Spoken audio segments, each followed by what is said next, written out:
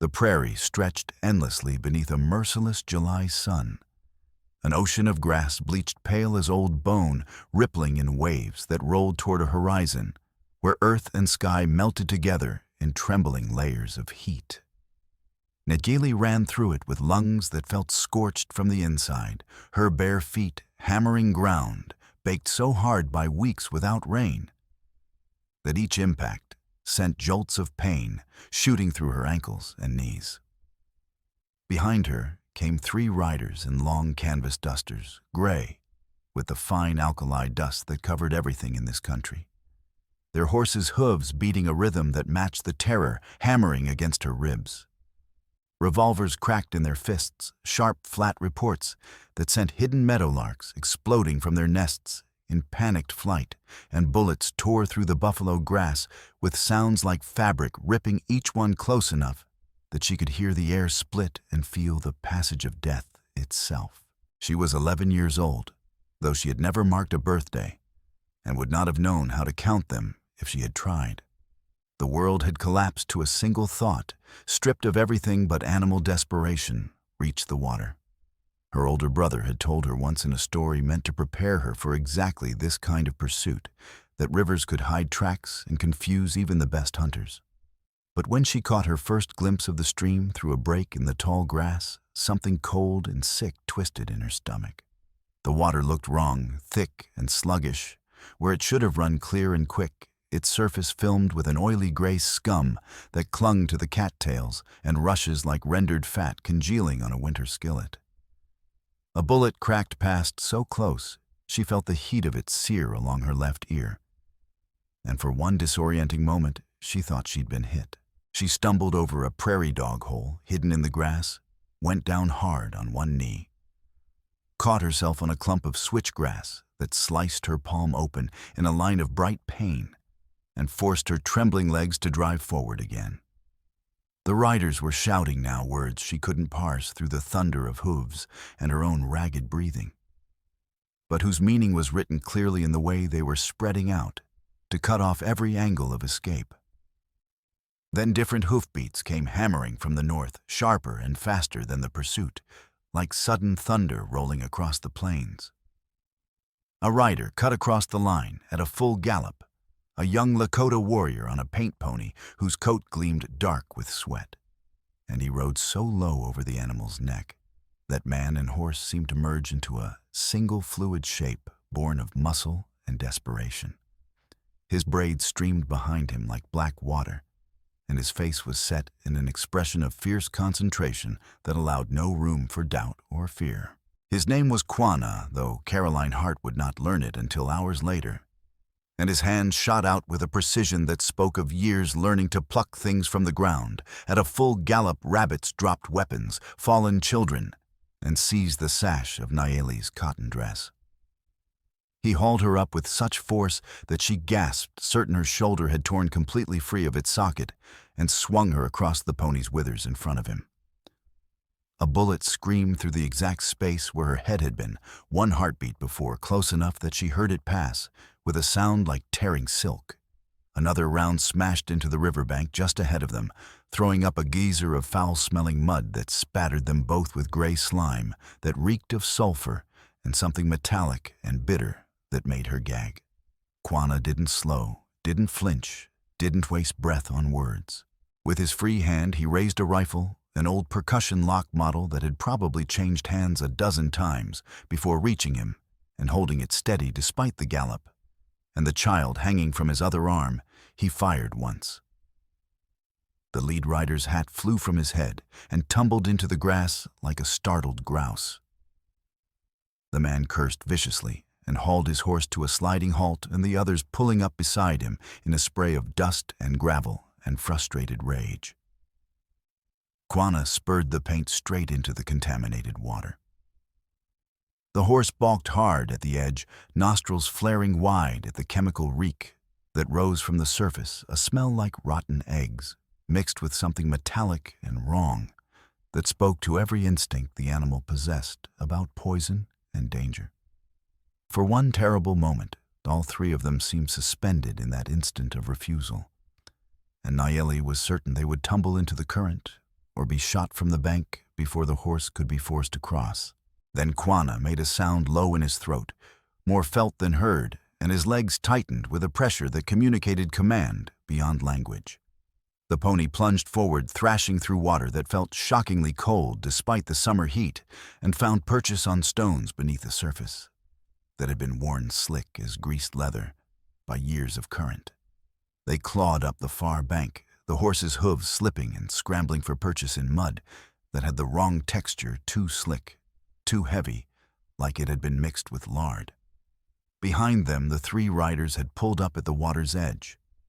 One raised his revolver for another shot, but the big man beside him, a foreman with shoulders like a draft horse and a jaw that looked carved from granite, grabbed his wrist hard enough to leave finger-shaped bruises.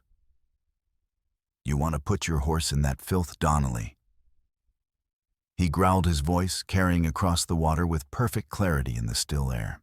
"Miles will dock your pay for a month and make you walk back to the mine, and that's if the animal don't die on you halfway there." The gunmen exchanged looks, frustration and cold calculation, playing across their dust-caked faces, and then spat brown tobacco juice into the dirt and wheeled their mounts back toward the distant cluster of buildings that marked Copper Canyon Mine. The tin roofs caught the afternoon sun and threw back light sharp enough to make the eyes water, and above them, the stamp mill's smoke rose straight and steady in the windless air, like a marker of everything wrong with this valley. Quana drove the exhausted pony toward a thin scatter of homesteads, visible beyond a stand of cottonwoods, that marked where underground water ran close enough to the surface to support trees. Nayeli clung to his arm, shivering despite the oppressive heat her dress soaked through and reeking of decay and chemicals. And when the pony finally slowed to a stumbling head hanging trot, she saw a small log cabin ahead. Smoke rose straight and steady from its stovepipe, speaking of habitation and human warmth in a landscape that seemed determined to burn everything down to bare earth and bleach bone. A woman stood in the yard with an armload of kindling frozen mid-step in the act of carrying it toward the cabin door. She took in what was approaching her with eyes that had learned to assess threats quickly and accurately. A Lakota warrior in fringed buckskin, dark with sweat and river water. A child who stank of the poisoned stream, and whose eyes had already started to take on that glazed, unfocused look that preceded serious illness. And in the distance, still visible on the ridge behind them, three riders circling like buzzards, marking where something was about to die. The woman's name was Caroline Hart. She was 32 years old and had already buried one family on this land, her husband Thomas dead, 2 years now, in a mine collapse that had been ruled an accident, despite the fact that everyone knew the support beams had been reused past the point of safety to save money. She had sworn over his grave that she would not bury another soul on this 40 acres, though she hadn't imagined then what keeping that promise might cost her in terms of risk and reputation, and the fragile peace she'd managed to carve out of widowhood. Now she stood watching as Quana slid off the paint pony, his movements economical despite obvious exhaustion, and half dragged the child down after him.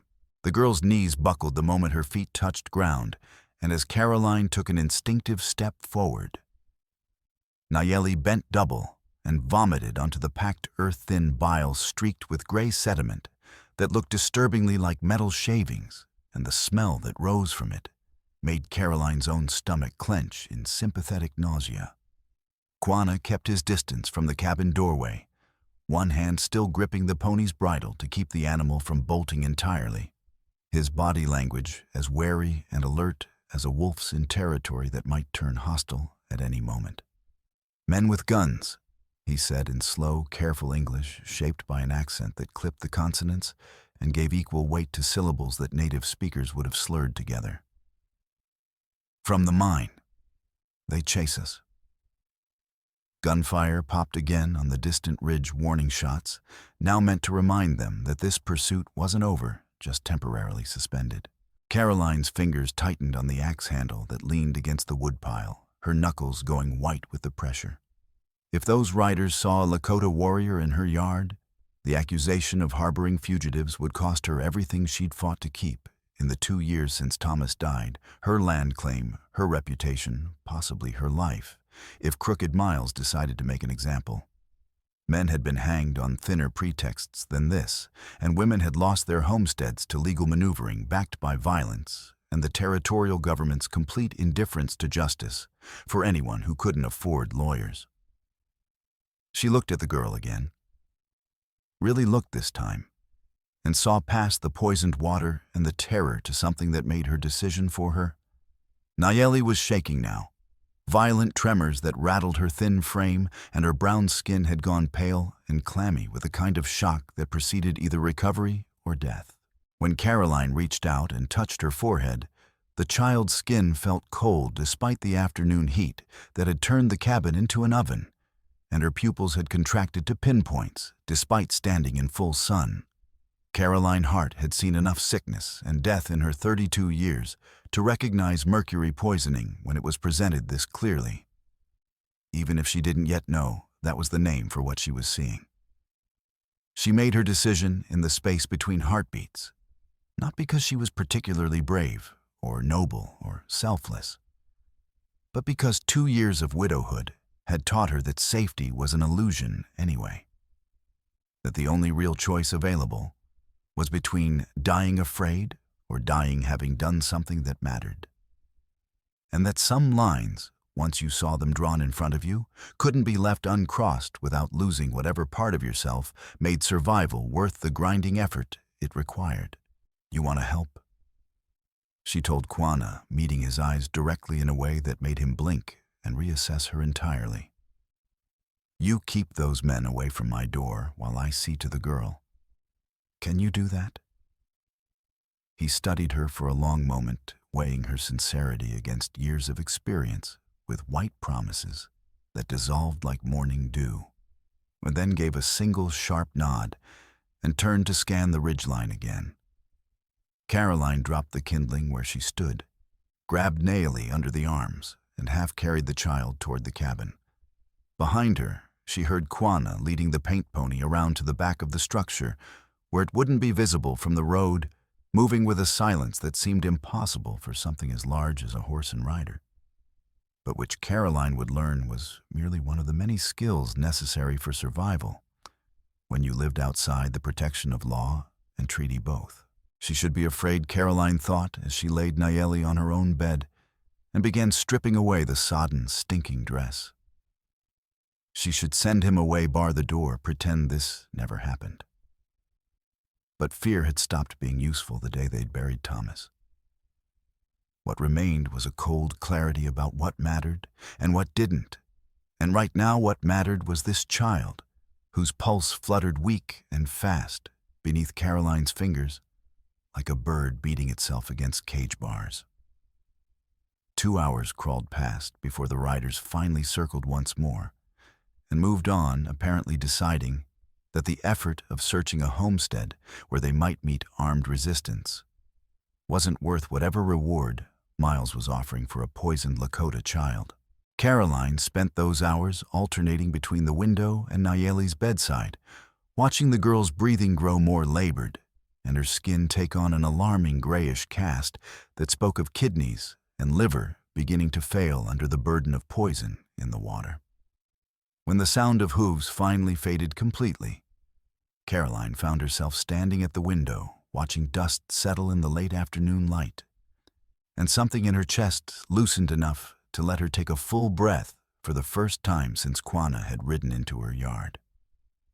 She turned to find him standing in the doorway, not inside, never crossing that threshold without explicit permission, but close enough that his presence filled the space. "She needs a doctor," Caroline said quietly.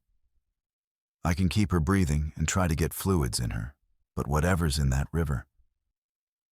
She stopped, shook her head. "I've seen this before. Animals who drink downstream from the mine. They linger for days, sometimes weeks, but most of them die unless someone who knows medicine intervenes early." Quana's jaw tightened. "Your town doctor? He will treat Lakota child?" It was a fair question, and they both knew the answer was complicated at best. But Caroline thought of Dr. Robert Ames, who'd set Thomas's broken arm years ago and refused payment because they'd fed him through a hard winter, and who delivered half the babies in this valley, regardless of whether their parents could pay. "He'll treat her," Caroline said with more certainty than she felt.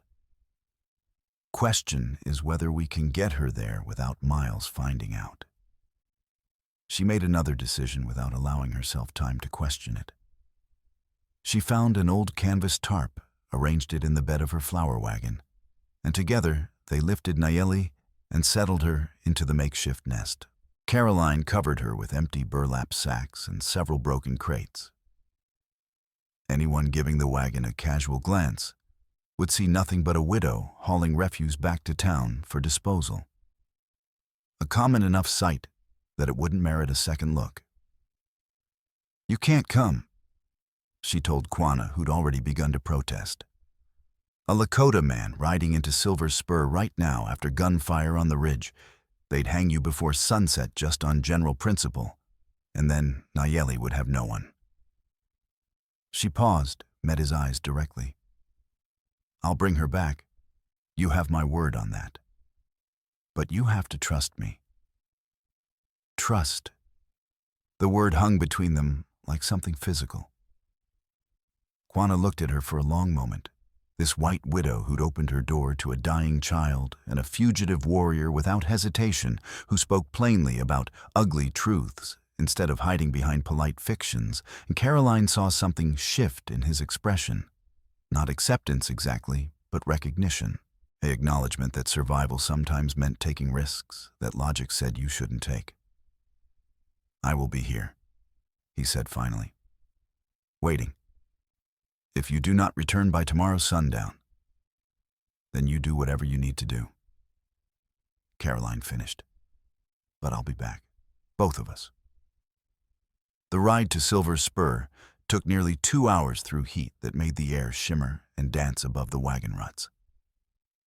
At Dr. Robert Ames's office above the general store, Caroline waited in the narrow hallway while he worked, listening to the sounds of water being poured, retching his low voice, speaking words meant to soothe.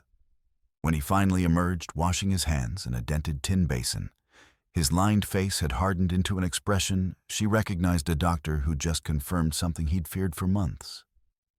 "Mercury poisoning," he said quietly, drying his hands on cloth that had been white once. "Classic presentation. I've treated 17 cases like this in the past 14 months. Ranch hands who water cattle downstream from the mine. Lakota children from the camps below the waste outlet. Even a miner's wife who did her laundry in that water before someone warned her off." He paused, folding the towel with precise, angry movements. "Most recover if you stop the exposure immediately and support them through the acute phase. Some don't. Children and the elderly have the worst outcomes. Their bodies can't buffer the burden of poison in the water the way healthy adults can." "Miles knows?" Caroline asked, though she already suspected the answer. "Miles doesn't care." Dr. Ames's voice was flat, drained of the anger that had probably burned hot when he first started noticing the pattern and now existed as nothing more than a cold, settled fact. He's got lawyers in Cheyenne who argue that any contamination is incidental to lawful mining operations and that proving causation is impossible given the number of variables. And he's got men with guns to ensure that nobody pushes the question too hard or too publicly.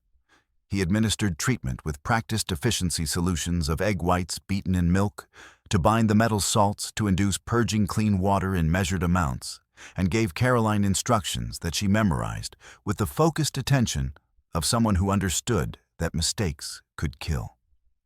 Clean well water, only bread, and thin broth rest.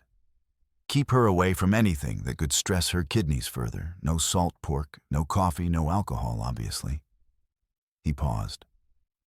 And keep her away from Miles. If he finds out you're sheltering a Lakota child who was involved in whatever happened today, he'll make it a legal issue. Harboring fugitives, aiding criminals, interfering with mine security, he'll use whatever language his lawyers tell him will stick. or he'll skip the legal approach entirely and handle it the way he handles most problems that cost him money or complicate his operations. Caroline thought of Kwana waiting at her cabin armed and watchful, and felt something settle in her chest that might have been resolve or might have been resignation. "I crossed that line the moment I opened my door," she said quietly. "No going back now." Dr. Ames looked at her with something that might have been respect. "No," he agreed. "There's not. But for what it's worth, Caroline, you did the right thing. The only thing really that deserved doing." By the time she returned to the cabin with Nayeli wrapped in blankets and beginning to show faint signs of improvement, full dark had fallen, and Kwana had a fire going in the yard, not inside where it might be visible through windows, but in a ring of stones behind the barn, where the structure itself blocked the light from the road. He'd cleaned and dressed the paint pony, gathered deadfall wood, and positioned himself where he could see approaches from 3 directions. When the wagon rolled into the yard, he materialized from shadows, with his rifle ready, then lowered it when he recognized Caroline's silhouette on the driver's bench. Together, they carried Nayeli inside. Kwana moved with a kind of careful gentleness that spoke of experience handling injured things, wounded animals perhaps, or fallen warriors. He settled the girl on the bed, Caroline indicated, tucked the blankets around her with precision, then stepped back and stood watching her breathe, with an intensity that suggested he was afraid she might stop if he looked away. "She'll live?" he asked finally, and Caroline heard all the weight he was carrying in those 2 words. "Dr. Ames thinks so. If we keep her away from that water, if we follow his instructions, if infection doesn't set in." She stopped, shook her head. "Yes, she'll live. But it'll take weeks for her body to clear the poison, and she'll need constant care during that time." "I will stay," Kwana said immediately. "No, hunt, bring meat guard." "You can't stay here." Caroline interrupted, though part of her wanted to let him. "Not in the cabin. Miles has people watching my land now. I'd wager everything I own on it. They see a Lakota man coming and going from a white widow's homestead. The talk alone would give him the excuse he needs to revoke my claim. But..." She paused, considered, made another calculation that 2 years ago would have seemed insane. "There's an old line cabin about 2 miles north on land that used to belong to Silas Godfrey before he consolidated his range. Nobody uses it anymore. You could shelter there, come and go after dark if you need to check on Nayeli. It's not much, but it's better than sleeping rough with every bounty hunter in the territory looking for an Indian to collect on." Kwana studied her face in the dim firelight, searching for trap or deception, or the kind of casual cruelty that often hid behind white offers of help. Whatever he saw must have satisfied him, because he nodded slowly. "You risk much for child you do not know. For man you do not know. Why?" Caroline thought of Thomas crushed under rock and timber because Miles had decided that safety measures cost too much. She thought of the 17 other poisoning cases Dr. Ames had mentioned, and how many more there might be that never made it to a doctor's office. She thought of the vast indifference of territorial law to anyone who wasn't white, male, and propertied, and how even then you were only protected if you had more money or guns than whoever wanted to hurt you. "Because somebody has to," she said finally. "And because if I don't, then what was the point of any of it? Of surviving Thomas's death, of fighting to keep this claim, of getting up every morning and pretending that building something matters?" She shook her head. "I don't know you, that's true. But I know what's right and what's not. And letting a child die because helping her might be inconvenient or dangerous, that's not something I can do and still recognize myself in the mirror." Kwana was quiet for a long moment. Then he did something unexpected. He placed his right hand over his heart and inclined his head in a gesture that was formal, almost ceremonial. "You have honor," he said simply. I see this now. If you need help, if he comes for you, you call, and I will answer." Then he was gone, slipping into the darkness beyond the fire's reach, with silence that made Caroline question whether he'd really been there at all. She stood alone in her yard, listening to the night sounds of the prairie settling around her coyotes in the distance, wind in the cottonwoods, the creak of her cabin's timbers cooling after the day's heat, and felt the weight of what she'd chosen settling across her shoulders like a physical burden. But when she went inside and saw Nayeli sleeping more peacefully than she had hours before, face still gray, but no longer that terrifying corpse-like pallor, Caroline thought that maybe carrying a burden you'd chosen was different from carrying one forced upon you. Maybe it was the difference between surviving and living. Maybe it was the thing that separated people who mattered from people who just took up space. She didn't sleep that night. Instead, she sat by Nayeli's bedside, changing the damp cloths on the girl's forehead, measuring out water in careful amounts, and thinking about everything Dr. Ames had said about 17 other cases and Miles's lawyers, and the impossibility of proving causation. Near dawn, moving on impulse she didn't entirely understand, Caroline knelt by the cabin's corner, where Thomas had built a small cabinet for storing papers and tools, and began pulling things out. Most of it was junk she should have discarded years ago, receipts from the general store newspapers used for kindling a broken compass. But at the very back, wrapped in oilcloth and tucked behind a loose board, she'd never noticed she found it. The ledger. Thomas's ledger, small and leather-bound, its pages covered in his careful, precise handwriting. She'd forgotten about it in the chaos of grief and the grinding daily work of survival. But now, holding it in her hands, she remembered the conversation they'd had, maybe 6 months before he died. He'd been troubled about something at the mine, something about Miles changing the waste disposal procedures against the engineer's recommendations. He'd said, what had he said? That he was recording it all exactly as it happened, just in case it mattered someday. Caroline carried the ledger to the table and began reading in the thin, pre-dawn light filtering through her window. Most entries were mundane. Oak support beams, 8 feet 12, required $120 each. Black powder for blasting 50 pounds, $350.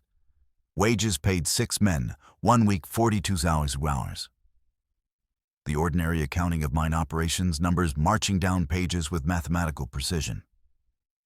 But in the margins, in spaces where Thomas had apparently felt free to record observations rather than just transactions, she found notes that made her hands begin to shake. July 15th, 1863. Waste sluice rerouted per Miles's direct order. Settling pond construction canceled. Engineer Matthews objected strenuously, stating contamination risk to downstream water sources. Objection noted and overruled by owner authority. Estimated savings $2,400 annually in labor and materials. 3 pages later, August 3rd, 1863. Received formal complaint from S. Godfrey Rancher regarding cattle deaths possibly related to water quality below mine discharge point. Miles instructed no response necessary. Legal responsibility in law assessed as minimal given lack of property rights documentation in affected area and difficulty proving causation. Caroline's heart was hammering now, her vision narrowing as she realized what she was holding. This wasn't just an account book. It was evidence. Documented proof that Miles had deliberately chosen the cheapest waste disposal method, despite being explicitly warned about contamination risks. That he'd received complaints and ignored them, because he'd calculated that the people being hurt couldn't fight back effectively. Then she reached an entry near the end of the ledger that made her breath stop entirely in her throat. September 12th, 1863. Per Miles's order, test diversion of concentrated tailings to upstream Indian camp water source. Purpose stated, observe poisoning effects on isolated population before authorizing full river discharge to assess potential danger of being held to account from white-owned cattle herds downstream. Miles's exact words, Better to test on savages who have no legal standing than risk cattle claims we'd actually have to pay. Observation period minimum 2 weeks. Results to be documented for reckoning of the dangers and costs and responsibility in law calculation. Caroline read that entry 3 times, then 4, her mind refusing at first to fully accept what Thomas's careful handwriting was documenting. Miles hadn't just been careless. He hadn't simply made a cost-cutting decision that happened to hurt people. He had deliberately, methodically used Lakota families as test subjects, human beings treated as less valuable than cattle, their suffering and death reduced to data points in a calculation about acceptable risk and legal exposure. He had knowingly poisoned them to measure the effects, to see what would happen, to determine whether the contamination was severe enough to threaten livestock and property that white ranchers might actually sue over. The Lakota families weren't collateral damage in this calculus. They were the experiment itself, their lives spent to protect Miles's bottom line and legal position. It transformed his crime from ordinary frontier ruthlessness into something far darker, something calculated and cold. Something that made Caroline's hands shake, not just with anger, but with a kind of horror she'd rarely felt, the horror of seeing human depravity laid out in meticulous businesslike handwriting, as though deciding to poison children to protect profit margins was just another hard choice about how the mine should be run, like choosing between timber suppliers. And Thomas had known, or at least suspected enough to document it with the kind of precision that suggested he hoped someone would find this evidence someday and use it. Caroline wrapped the ledger in fresh oilcloth, with hands that wouldn't stop trembling, and hid it under a loose floorboard near the stove. She didn't yet know what she would do with this information, but she understood with sudden cold clarity that she was holding something dangerous evidence that could destroy crooked Miles if presented correctly to the right authority, or get her killed if he discovered she possessed it. The ledger was a weapon. The question was whether she had the courage to use it, and whether she could find someone with enough power and integrity to care about what it contained. 3 days later, Miles came calling with a show of legal force designed to intimidate. Caroline was fighting with her stove the flue had blocked overnight with a bird's nest, and smoke was billowing back into the cabin when she heard multiple horses approaching.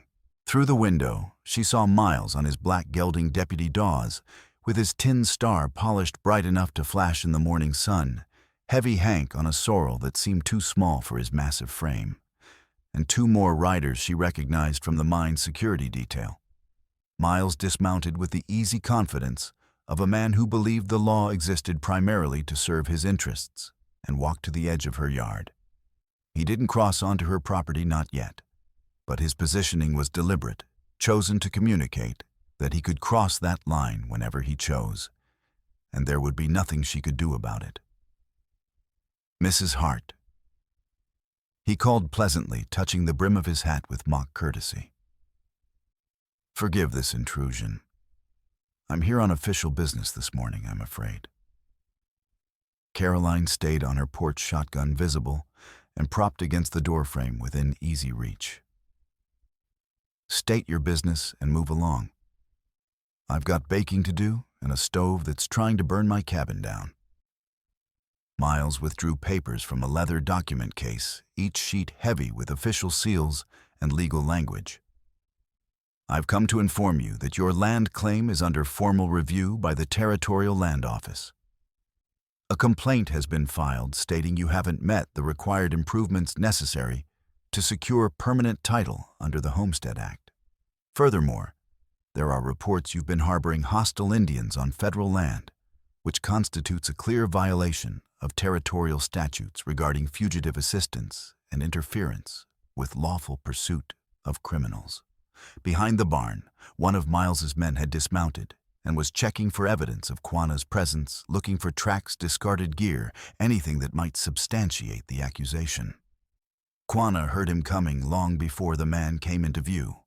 Boots loud on gravel, breathing audible movements, clumsy compared to how Lakota hunters moved in terrain, where silence meant survival. Quanah had been watching from the barn's loft, positioned where he could cover Caroline's position if shooting started. Now he moved with fluid speed, dropped through the hayloft opening, and intercepted the mine guard at the woodpile behind the structure. The man reached for his revolver the instant he saw Quanah materialize from shadows. Quanah grabbed his wrist, mid-draw twisted with technique, learned through years of close-quarters combat, and slammed him against the barn wall hard enough to knock breath from lungs. The revolver discharged with a crack that echoed across the valley like thunder, the ball going harmlessly into dirt, but the sound carrying clear and sharp in the morning air. Everyone in the front yard ran toward the sound. By the time they arrived, Quanah had vanished into the cottonwoods behind the barn, ghost silent despite the urgency of his departure. The rider sat clutching his wrist face, white with shock and perhaps fear weapon lying in the dust where he dropped it. "He tried to kill me," the man's shouted voice, shrill with genuine alarm. "That savage came out of nowhere and tried to kill me. You all heard the shot." Deputy Dawes turned to Miles with an expression of grim satisfaction and the look of a man who'd just been handed exactly the excuse he'd been hoping for. "Attempted murder of a citizen going about lawful business. That gives me clear legal grounds to raise a proper posse with full territorial authority behind it. Not just mine security, a legitimate manhunt with shoot-on-sight authorization." Miles nodded slowly, but Caroline saw the calculation in his eyes. This had been the plan all along. Provoke a response, create an incident, manufacture legal justification for what he'd wanted to do from the start. "Do what needs doing, Deputy. I'll provide men and resources. Let's end this quickly before someone gets seriously hurt." By evening, wanted notices covered Silver Spur crude charcoal sketch of a Lakota man with long braids, $50 reward, authorized to shoot if suspect resists apprehension. The deputy raised 15 volunteers, mostly minors, with no love for Indians, and a month's wages to gain from a successful hunt. Dr. Ames was warned that treating Lakota patients would be considered aiding fugitives. Amélie Laurent, the French schoolteacher who ran the one-room school, was told she'd be dismissed if she continued asking uncomfortable questions about water quality and children's health. Some ranchers who'd quietly talked about organizing resistance to Miles's practices suddenly made peace with him or left the territory entirely. The message was clear: challenging crooked Miles came with costs nobody could afford to pay. But not everyone was willing to bend. That night, in a dry wash, 2 miles south of town, where the terrain provided cover from observers, Caroline met with those who hadn't been bought off or scared away. Silas Godfrey, the cattleman, who'd lost 3 dozen head to poisoned water and moved with difficulty now on account of a leg broken when his horse stepped in a mine subsidence hole that Miles's operation had caused. Dr. Robert Ames, who'd watched children sicken and couldn't remain silent anymore. Amélie Laurent, who taught long enough to recognize when truth was being deliberately suppressed. And Quanah, who ghosted in from the darkness with silence that made everyone else's approach seem clumsy by comparison. Silas spoke first, his voice low and urgent. "We take the ledger to Medicine Bow. Federal Judge Harlan Croft holds court there monthly. He's honest, one of the few who can't be bought or intimidated, because he's appointed from Washington and answers to no local interests. We combine Thomas's ledger with testimony about dead cattle, sick people, poisoned water. If we can prove Miles knowingly damaged our property rights and violated territorial regulations, Croft might shut the operation down entirely, or at minimum, impose oversight that forces compliance. You think a federal judge will care about dead Indians?" Quanah asked quietly, his English more precise than it had been days ago, evidence of education somewhere in his past that Caroline hadn't yet learned about. "No," Silas admitted with brutal honesty. "He won't. Federal Indian policy is its own mess, and no territorial judge will touch it." But he will care about property rights, specifically about a mine owner who deliberately contaminated water sources and destroyed livestock and land values of citizens with legitimate claims. That's contract law, property law, territorial statute law. That's the kind of case Croft will take seriously. Caroline had shown Quanah the ledger entry about poison testing on his people the night after she'd found it. She'd watched him read it in complete silence, his finger resting on the damning words. And when he looked up, his expression had been harder and colder than she'd ever seen it. "He used my people as animals for testing," he'd said quietly. "Not even animals. Animals have value. He used us as objects to measure how much poison cattle could tolerate." Now Quanah spoke with the same cold clarity. "I will go. Not because your judge will deliver justice for Lakota. Not because I believe white law protects anyone but whites.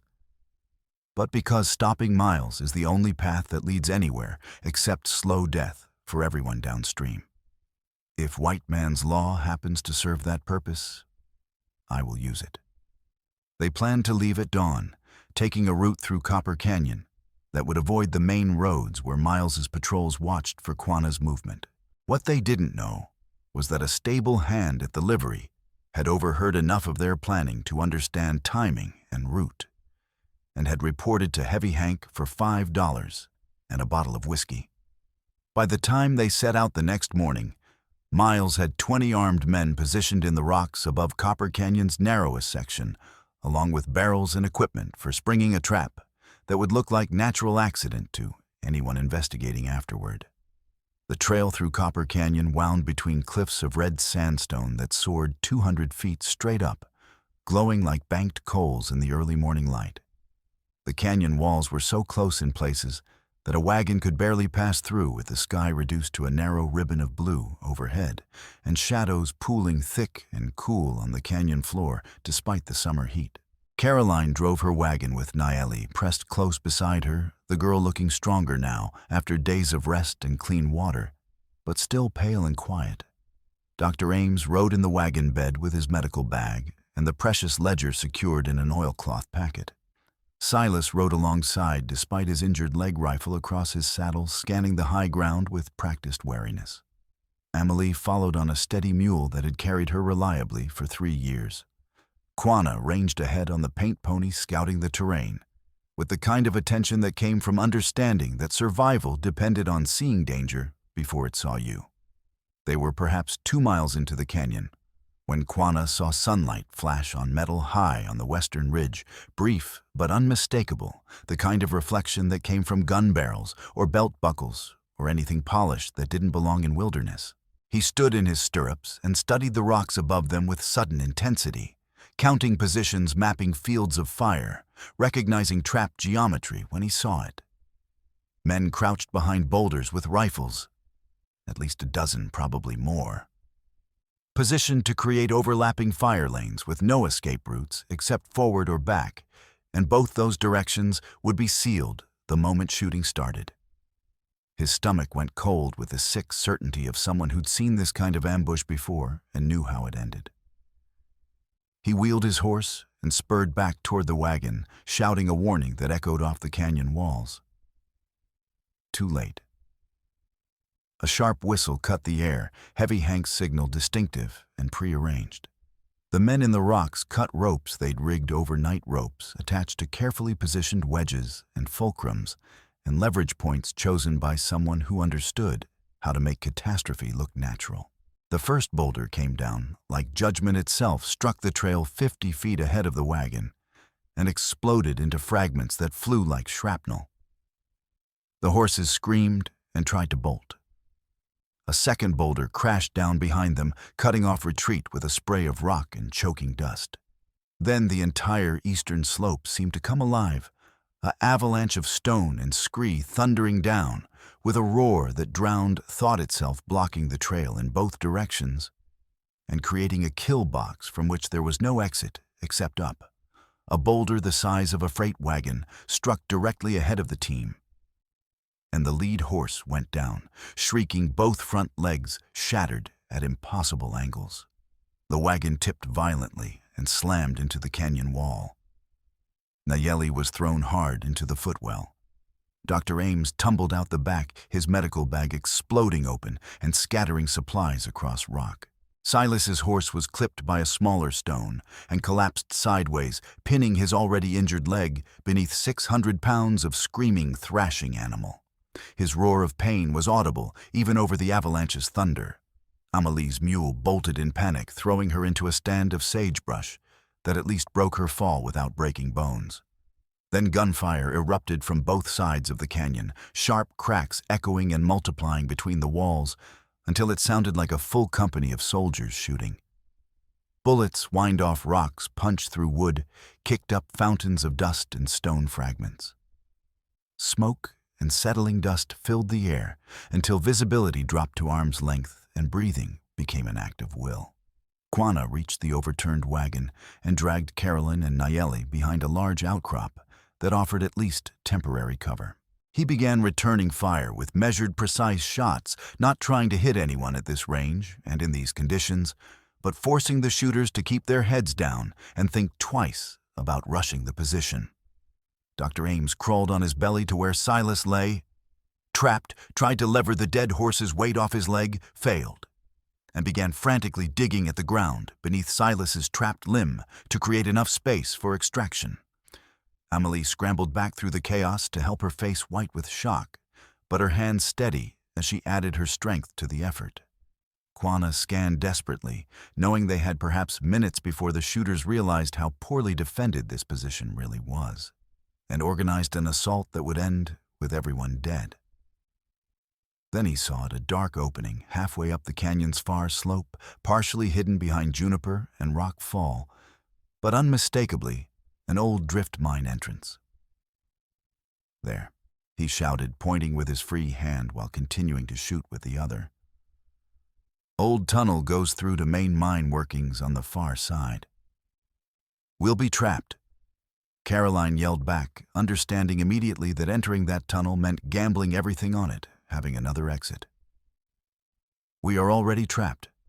Go up or die here, choose now." Silas, face gray with pain and blood loss, but still thinking clearly, managed a sharp nod. "He's right. Move can't defend this position." They scrambled up the loose slope under continued fire, each person carrying what they could salvage from the wreckage. Dr. Ames and Amelie hauled Silas between them, his shattered leg, dragging uselessly and leaving a blood trail on pale stone. Caroline carried Nayeli, piggybacked the girl, clinging tight and making no sound despite obvious terror. Quanah covered their retreat, firing with ammunition, running dangerously low, each shot carefully placed to make the pursuers think twice about rushing. They reached the drift entrance and plunged into sudden blessed darkness, cool and still, after the chaos and heat and noise outside. Quanah grabbed an old miner's lantern from a peg just inside the entrance and struck a match with hands that were rock-steady despite everything. The flame caught and threw shadows across rough walls glistening with seepage and mineral deposits. Behind them, gunfire faded to shouts as Miles's men realized their quarry had gone to ground in a way that complicated the simple ambush plan. The drift sloped downward at a treacherous angle, old support beams creaking ominously under the mountain's waitwater. Dripping from ceiling cracks, with sounds like whispered warnings, air that tasted of stone and damp and ancient darkness. They moved deeper by necessity, following faint sounds ahead, voices, the scrape of metal on stone, evidence that they were heading toward active mine workings rather than dead-end chambers. After perhaps 20 minutes of careful progress, they reached a larger chamber where multiple tunnels converged, a junction point in the mine's layout, where ore had been sorted and routes chosen. Faint light filtered from an opening ahead, and with that light came a smell that Caroline recognized immediately. Sulfur. Not the faint mineral smell of natural deposits, but the sharp, distinctive acrid stench of black powder saltpeter and sulfur and charcoal mixed in proportions that created explosive force. The smell was strong enough to make her eyes water, concentrated enough to suggest large quantities stored in poor ventilation. Quana moved forward with absolute silence, pressed himself against the tunnel wall, and peered carefully around the corner into the chamber beyond. What he saw made his breath catch and his mind race through calculations about time and distance, and whether they had any chance at all. The chamber was perhaps 30 feet across, irregularly shaped with multiple tunnel openings in the walls like smoke radiating from a hub. Against the far wall were stacked more than 24 wooden kegs, small oak barrels bound with iron hoops, each one stenciled in black letters that were visible even at this distance. Black powder 50 lbs. 1,200 pounds of blasting powder, maybe more. Enough explosive force to bring down half the mountain. Miles stood in the chamber's center with 6 armed men, but he wasn't delivering speeches or explaining plans. He was working with cold, methodical efficiency, supervising preparation for mass murder, with the same attention to detail he probably brought to ore processing and profit margins. Heavy Hank was uncoiling what looked like hundreds of feet of slow-match fuse braided hemp cord that had been soaked in saltpeter solution and dried to burn at a predictable rate, roughly 1 foot per minute under ideal conditions, but vulnerable to drafts, moisture, premature ignition, and a dozen other variables that made using it more art than science. He was running these fuses from the main powder magazine to several outlying positions, creating a web of delayed charges designed to bring down not just this chamber, but multiple connecting tunnels in a cascading sequence of collapses. Other men were using picks and chisels to chip carefully measured holes in the support beams, not random sabotage, but precise placement targeting structural weak points, where explosive force would propagate failure through the entire support system like dominoes falling. Each hole was being packed with loose powder, tamped tight with damp clay, and short lengths of fuse were being inserted with the kind of care that suggested these men understood exactly how dangerous their work was. One man was marking measurements on a tunnel wall with chalk, calculating burn times and delay sequences. Another was positioning additional kegs at specific points marked with surveyor's stakes, evidence that this trap had been planned in detail, probably for days. Miles moved between workstations, checking progress with the air of a foreman overseeing normal operations, rather than preparing to erase all evidence of multiple murders. He pointed, gestured, occasionally corrected a fuse placement, checked a calculation. Never raised his voice, never wasted words. This was professional killing, executed with the same cost efficiency that Miles brought to every aspect of his business operations. Caroline crouched behind Quana, and peering past his shoulder, felt ice slide down her spine as she understood what she was witnessing. Miles hadn't brought them here to arrest them or even to shoot them in any personal way. He'd brought them to erase them so thoroughly that there would be no bodies to find, no evidence to examine, no uncomfortable questions about what had happened to a widow and a doctor and a schoolteacher and a wounded rancher. The territorial authorities would investigate, briefly find nothing but a tragic collapse in unstable old workings, and file it away as another frontier accident. The ledger would be buried under tons of rock. The witnesses would be gone. The case would die with them. Quana turned back and gestured them into a tight huddle in the darkest corner, voices kept to whispers that wouldn't carry in the echoing chambers. "They are preparing to collapse everything," he said quietly. "The powder in those barrels there is enough to bring down the entire mountain on top of us. They will light the burning ropes and then leave by whichever tunnel they came through, and we will be buried so deep that no one will ever find us." Silas propped against the tunnel wall with his mangled leg stretched out, and his face pale from blood loss, but his eyes still sharp, studied what he could see of the chamber through the opening. "Can't go back, rockslide blocks it. Can't stay because this becomes a tomb in minutes. Can't rush 6 armed men across open ground because we'd be cut down before we crossed half the distance." "We have surprise," Quana said quietly, his eyes moving to the stacked kegs with an intensity that suggested plans forming behind his measured words. "And we have their own weapons to use against them." Dr. Ames looked at him sharply, understanding immediately. "You're talking about triggering the powder ourselves, deliberately, while we're still inside these tunnels." "I am talking about not dying on their schedule," Quanah corrected.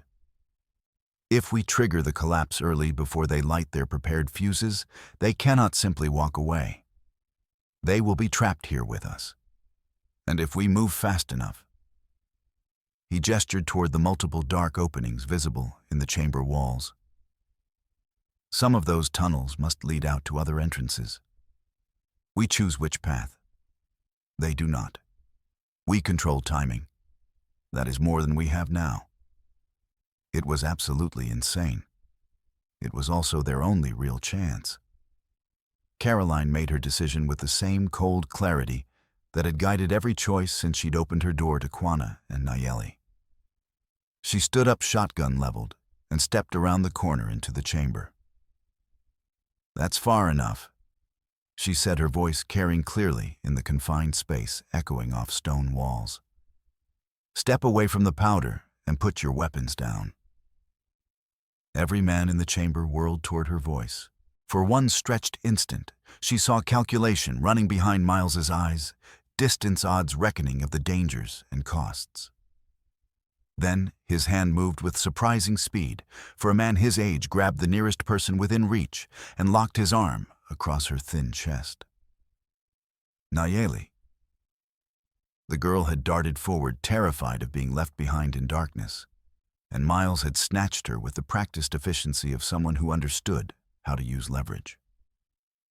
His revolver appeared in his other hand, with no visible draw barrel pressed against her temple. No threats, no speeches, no villain's explanation of clever plans. Just the gun against the child's head, and Miles's cold eyes meeting Caroline's across 30 feet of empty space. Caroline's finger tightened on her shotgun's trigger, but she didn't lower the weapon. Nayeli was directly in her line of fire, and even if she could make the shot, the range was too great for the spread pattern to guarantee she'd hit Miles without hitting the girl. Behind Miles, and slightly to his left, Quanah had circled through a connecting passage with absolute silence, moving through darkness like water. Like smoke, like something without physical form.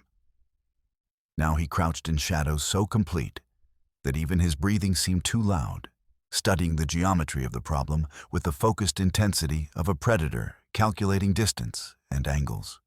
Heavy Hank had a coil of slow match at his feet and a burning lantern within easy reach. Connecting the fuse to the lantern's flame would take perhaps 5 seconds, and then they'd have maybe 5 minutes to clear the tunnels before everything came down. He was watching Miles for the signal, waiting for the order. Caroline spoke with perfect deliberate calm and the tone of someone stating facts rather than negotiating. That ledger documents everything.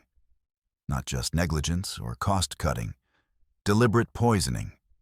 Testing poison on Indian families before risking white-owned cattle. Using human beings as experimental subjects to calculate acceptable responsibility in law. That's criminal prosecution under territorial and federal law. No amount of legal maneuvering makes that disappear. Miles's eyes flickered not with doubt, but with realization that this situation had become more complicated than anticipated, that quick burial wasn't going to be the end of the problem. His gaze moved to Heavy Hank for just an instant, a silent communication, "Get ready to light the fuse." In that instant of divided attention, Quanah moved. He came from darkness, like something conjured, crossed the intervening space in 3 long, flowing strides that made no sound on stone, and hit Miles's gun arm with full force, while simultaneously locking both arms around Nayeli. He ripped her free with strength, born of desperation, twisted using his own body as shield between her and any gunfire, and shoved her hard toward Caroline. "Down!" He roared, voice echoing like thunder in the confined space. "Everyone down!" He grabbed the burning lantern Heavy Hank had been using and before anyone could process what was happening, before the shocked paralysis of surprise could break into action, he hurled it toward the stacked powder kegs, with all his strength and perfect accuracy born of years throwing spears and tomahawks at moving targets. Time stretched like hot taffy, every instant, suddenly visible in excruciating detail. The lantern tumbled through the air, end over end, trailing burning oil like a comet's tail. Heavy Hank dove for it with desperate speed, arms outstretched, but he was too far away and moving too late, and the physics were unforgiving. The lantern struck the nearest powder keg and shattered, spraying burning oil across old oak staves and iron hoops. For a single heartbeat, nothing happened. The oil burned on the barrel's surface, flames spreading and growing. Then the keg's wooden staves caught fire properly. Flames found powder that had sifted into cracks over years of storage and imperfect sealing, and the black powder ignited with a roar that transformed the world into something beyond sound or sight or coherent experience. The explosion was beyond deafening, pure pressure that picked bodies up and threw them like rag dolls, that turned air itself into something solid and crushing. The shock wave raced outward, faster than thought, shattered every lantern in the chamber, extinguished some flames, even as it set off cascading reactions through other kegs that had been damaged by the initial blast. Then the mountain groaned, a sound felt in bones and teeth, rather than heard through ears, a deep, subsonic vibration that spoke of fundamental structural failure. Support beams throughout the chamber network began cracking like rifle shots, magnified 100-fold. The ceiling developed fissures that spread faster than the eye could follow, branching and multiplying like lightning frozen in stone. Rock dust showered down in choking clouds, then small stones, then chunks of ceiling the size of wagons. The entire tunnel network was failing in cascading collapse, one beam's failure loading stress onto its neighbors, which failed in turn, which transferred impossible weight to supports never designed to bear it. Silas, still lying where they'd left him at the junction, saw the main support beam near the surface passage beginning to buckle, ancient timber groaning and splintering under sudden load as the collapse propagated through the tunnel system.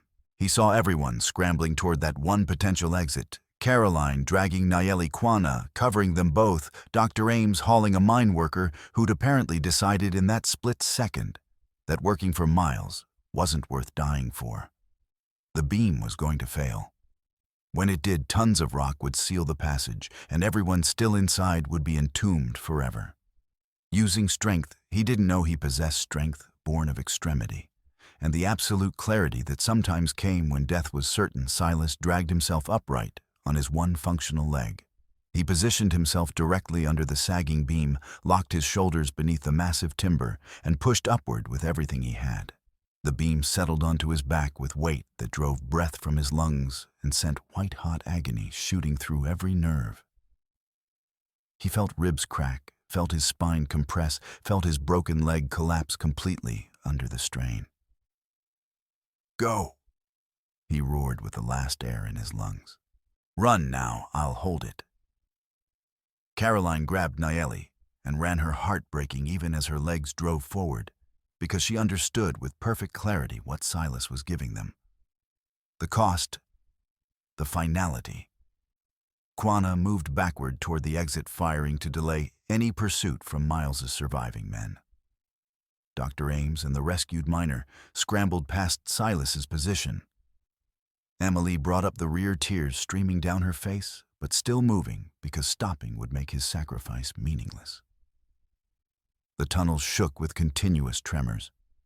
Behind them, muffled by rock and distance, but still audible, came Heavy Hank's screaming Miles's shouted orders that turned to shrieks as the chamber collapsed. Then a roar, like the mountain's judgment itself, as an entire section of ceiling fell, and the mine's heart was crushed into rubble. Silas held until his vision narrowed to a tunnel, until agony went past description into something beyond feeling entirely. He held until he saw them, all of them, reach the side outlet and disappear into daylight. Then he let go and fell as the passage sealed with a roar and a rush of displaced air and darkness absolute.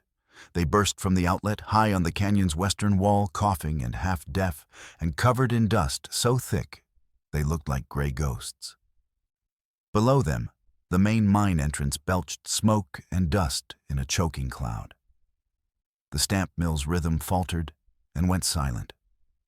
Men poured from buildings all across the mining camp, staring in shock at the dust column rising above the canyon. The mine was dead. And somewhere in its collapsed heart, so was Silas Godfrey and Fitzgerald Miles, and everyone who'd been in that chamber when the powder ignited.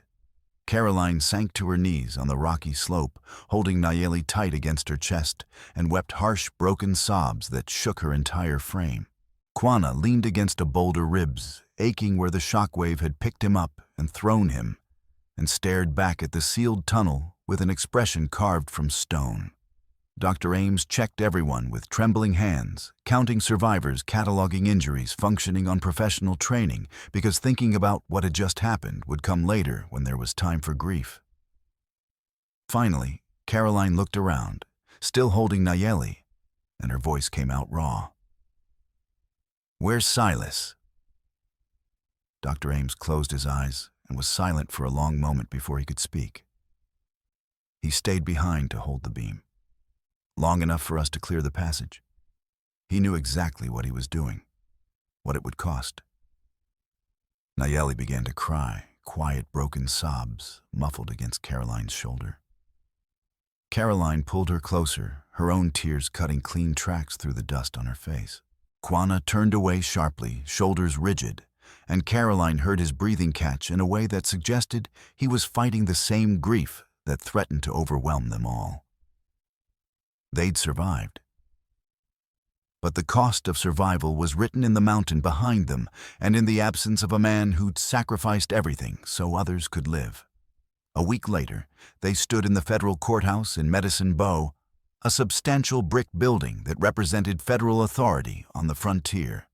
Judge Harlan Croft presided, white-haired and weathered by years of circuit riding, his gray eyes revealing nothing as he listened to testimony that stretched across 2 full days.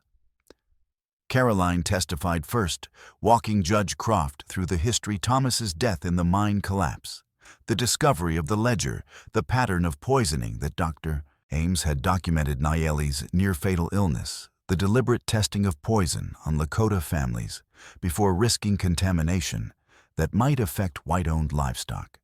Dr. Ames followed with meticulous medical records and testimony about 17 documented cases of mercury poisoning, their geographic distribution, and their correlation with proximity to mine waste discharge points. Emily presented school attendance records showing illness patterns among children, both white and Lakota, who lived downstream from the mine.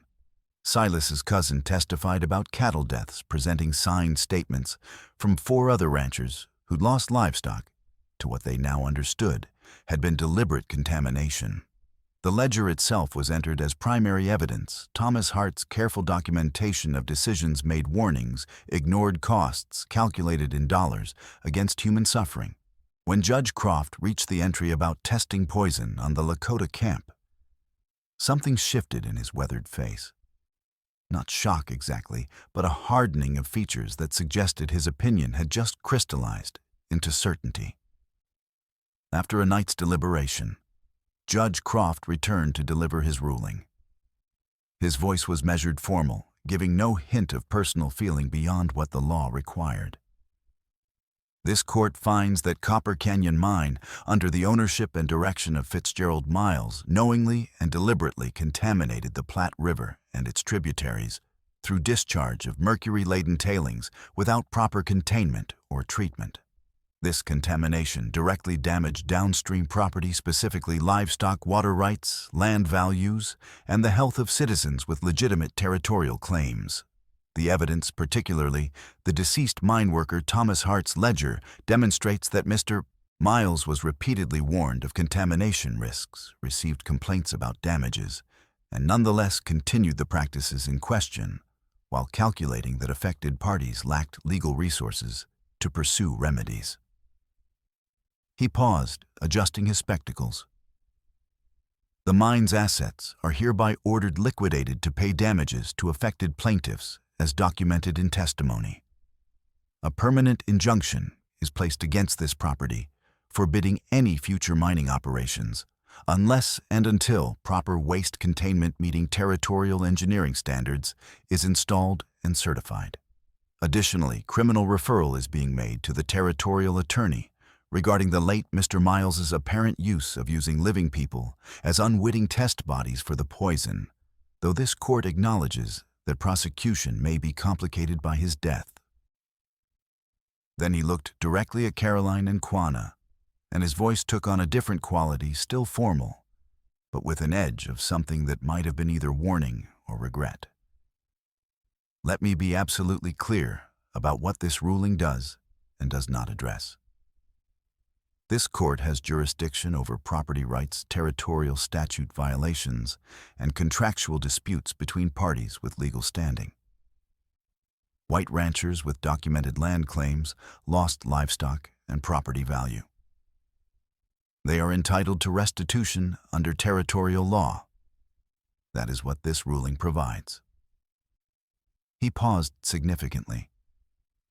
What this ruling does not provide is justice for the Lakota people, who were deliberately poisoned in what the evidence suggests was human experimentation.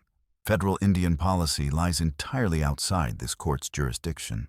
The Lakota have no property rights under territorial law, no standing to sue in this court, and no legal protection beyond whatever treaties the federal government may choose to enforce or ignore at its discretion. That is not justice. That is simply the law as it currently exists. He brought his gavel down with a sharp crack. If the practical effect of enforcing property rights for white citizens happens to improve water quality for Indian bands living downstream, that is a consequence of proper application of property law, not a separate ruling on Indian rights or policy. This court has no authority to provide more than that, and I will not pretend otherwise. Outside the courthouse, standing in afternoon sunshine that felt wrong somehow, after everything that had happened, Quanah spoke truth that Caroline couldn't contradict. Your judge does not care about my people. No. Caroline agreed quietly, not bothering to soften it. He cares about property and contracts and territorial law. But the river will be cleaner. The mine is closed. That's what keeps your children alive going forward. It is not justice. No, it's not. But it's something. Is something enough? Quanah stared at the distant mountains, his expression unreadable. Finally, he nodded slowly. The river will live. The children will drink clean water. That is something. Not enough. But something to build on. Sometimes that is all we get, pieces too small to satisfy, but large enough to survive on. They buried an empty coffin for Silas Godfrey under the cottonwood on his former property because there was no body to recover from the collapsed mine, and because even an empty grave seemed better than no marker at all for what he'd given. His cattle dog lay by the grave for 3 full days, refusing food or comfort, and when the dog finally left, it was only to walk into the prairie and disappear, as though following his master into whatever came after. Dr. Ames used part of his settlement money to open a small clinic near the river, not in Silver Spur, which was already dying as the mine closed and families moved away, seeking work, but in a crossroads settlement where he could serve ranching families and quietly and without making a point of it anyone else who came seeking help. Amélie Laurent accepted a teaching position in Denver, but before she left, she spent a week helping Caroline and Nayeli plant a garden: carrots, potatoes, beans, herbs for medicine and cooking. For next spring, she said, though all of them understood, she was really talking about building toward a future that finally seemed possible to imagine.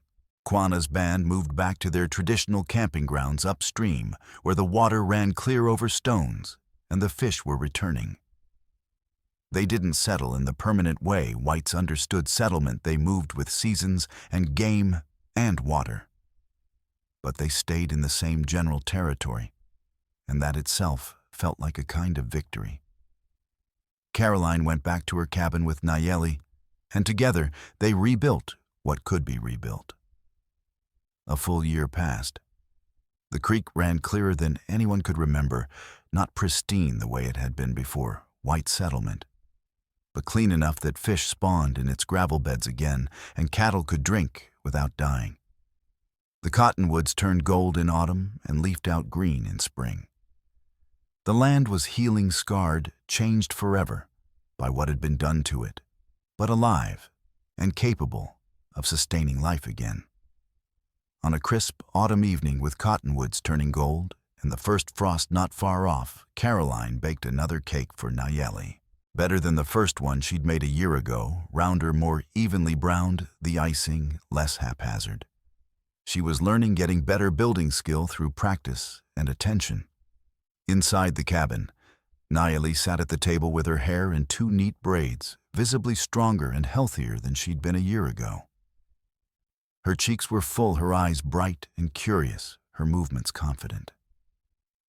She'd learned to knead dough and measure flour and judge when bread was ready by smell rather than timing. She'd learned to read well enough to puzzle through recipes and newspaper articles. She'd learned that this place was home, and that Caroline was safety, and that Quanah would come when called. Caroline came up behind her with hands gentle and placed them over the girl's eyes. No peeking.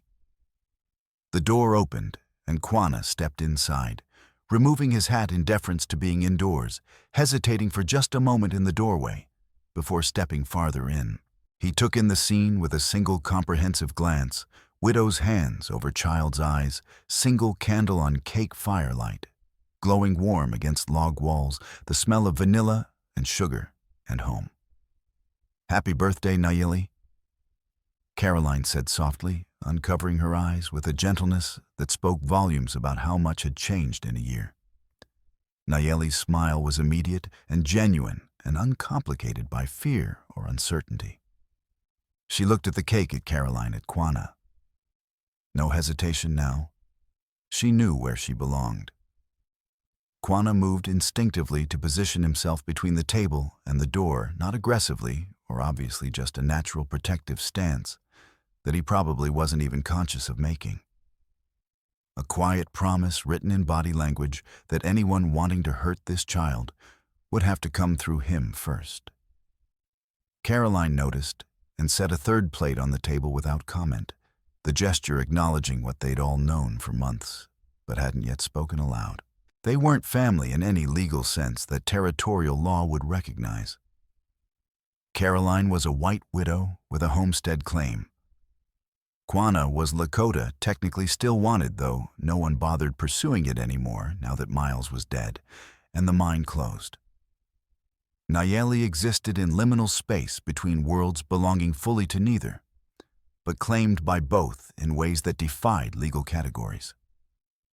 But here, in candlelight and firelight and the smell of cake and coffee, they were something that mattered more than legal definitions. They were the people who'd chosen to stay when leaving would have been safer. They were survival and sacrifice, and the stubborn refusal to let poison and greed and calculated cruelty win. Quanah's band camped upstream for most of the year, moving with seasons, but staying close enough that he could reach Caroline's cabin in 2 hours hard riding if needed. He spent most nights with his people hunting, trading, maintaining connections to his language and culture. But he came to the cabin often, bringing game, mending fence, helping with heavy work, sitting by the fire while Caroline baked and Nayeli practiced reading, learning English better, teaching Nayeli her own language so she wouldn't lose it entirely. The arrangement worked because no one forced it to be more or less than what it naturally became. There were no demands, no expectations beyond what they freely chose. Just presence and protection, and the kind of trust that could only be built through shared survival and mutual respect. Later that night, after Nayeli had eaten cake, until she couldn't eat another bite and fallen asleep in the corner under quilts Caroline had stitched from scraps. Silas's cousin arrived with documents from Medicine Bow. Legal papers, a survey map, formal notification from Judge Croft's office. Caroline read by lamplight, working through the legal language with growing comprehension. The documents clarified the court's ruling on water rights, specifically her water rights from the creek that crossed her 40 acres, were now formally documented and protected with language, stating that these rights extended to her successors and assigns as protected users with rights assignable through appropriate legal instruments. It was careful language, probably crafted by lawyers, to mean multiple things simultaneously. But what it meant in practice was this: Caroline could legally assign portions of her water rights to other parties, and those parties would have standing to defend those rights in court. She pulled out her survey map and studied it in the lamplight. At the bottom, in her own handwriting, added just this evening, were two names penciled in neat letters: Nayeli Hart Kwana, guardian of upstream settlement. She showed Kwana the documents and the map, watching his face as he worked through what it meant. His English was good enough now to understand legal language when he took his time with it. "This gives my people a voice," he asked, finally looking up to meet her eyes. "Not much of one," Caroline admitted with a brutal honesty that had characterized everything between them from the start. "But more than before, if anyone tries to foul the creek again or drive your band away from the upstream camps, they're violating documented water rights held by named individuals with legal standing to sue. Not strong rights, nothing like land ownership, nothing like what white citizens have, but specific enforceable rights to water access that a territorial court would have to respect." She paused, choosing her words carefully. It won't protect from everything. Won't stop soldiers if the federal government decides to enforce removal policies. Won't stop violence if someone's determined enough. But it protects this water, this specific creek. And it uses their law, white man's law, to do it. Uses their rules against them. Kwana studied the documents in silence for a long moment, his expression thoughtful. "This is not justice," he said finally. "No, but it's foundation, a place to stand, a legal argument to make. Maybe that's all we get, small pieces we try to build on before they wash away or get taken back. My people have experience with white promises that mean nothing when it becomes inconvenient to honor them. I know, this might not hold either. Probably won't if we're being realistic. But it's documented, filed with a federal court. That makes it harder to simply ignore or erase. Not impossible, but harder." Kwana nodded slowly, then carefully folded the documents and handed them back to her. "Keep these safe. Guard them as you guarded the ledger. They may matter someday."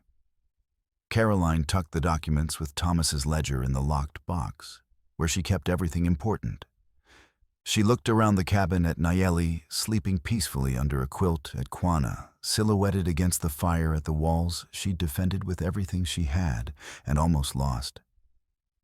This wasn't the life she'd imagined when she and Thomas first claimed this land 7 years ago.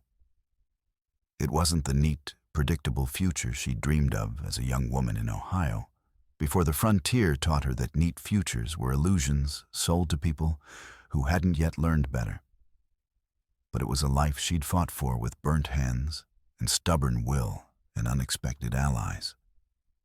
It was real-earned, built from wreckage and catastrophe, and the deliberate choice to keep building even when easier options existed. It was hers and Nayeli's, and in ways that defied legal description, but mattered more than law anyway. Kwana's too. Outside, prairie wind combed infinite grass with its ancient, endless voice. The creek ran clear under stars dense enough to cast shadows. Coyotes called in the distance. The land went about being alive in ways that had nothing to do with human struggles and everything to do with water and roots and the patient work of seasons. Inside, 3 people thrown together by poisoned water and desperate choices allowed themselves to imagine their fragile peace might last. Not forever. The frontier didn't offer forever. Not even justice, which remained as elusive as it had ever been. But through the winter coming, and whatever spring followed, and for however many seasons, they could hold this space through vigilance and luck and mutual protection. In spring, Caroline would expand her garden, add corn squash herbs for trade. Nayeli would keep learning, would maybe go to Amelie's new school in Denver for a year when she was older, if Caroline could figure out how to afford it. Quana's band would stay upstream close enough to trade meat for bread, close enough to help when storms came, or raiders appeared close enough that the distance between separate camps felt like connection rather than division. It wasn't a promise of lasting peace or permanent safety. It wasn't justice for the dead or recompense for suffering or anything approaching what should have been done. But it was enough. Enough to survive on. Enough to build with. Enough that when Caroline looked at Nayeli's sleeping face or met Quana's eyes across the fire, she felt something she'd almost forgotten how to feel: hope. Not the naive hope of someone who hadn't yet learned how cruel the world could be, but the harder, more valuable hope of someone who'd seen the worst and chosen to keep trying anyway. And sometimes, on unforgiving plains, where wind never stopped and sky stretched forever, and the distance between life and death could be measured in inches or hours, enough was everything that mattered. Enough was victory. Enough was worth celebrating with a lopsided cake and a single candle. And the presence of people who'd chosen to stay when leaving would have been safer. The cabin stood solid against the night smoke, rising steady from the stovepipe light, glowing warm through the windows. Inside, a widow and a warrior and a child who'd survived poisoning built their fragile peace, one careful choice at a time. Knowing it might not last, understanding that the world outside these walls remained hostile and indifferent. But building anyway, because the alternative was despair. And despair was a luxury none of them could afford. Outside, under stars older than memory, the land kept its own counsel. The creek ran clear. The grass grew, and life, stubborn and persistent, continued its ancient work of enduring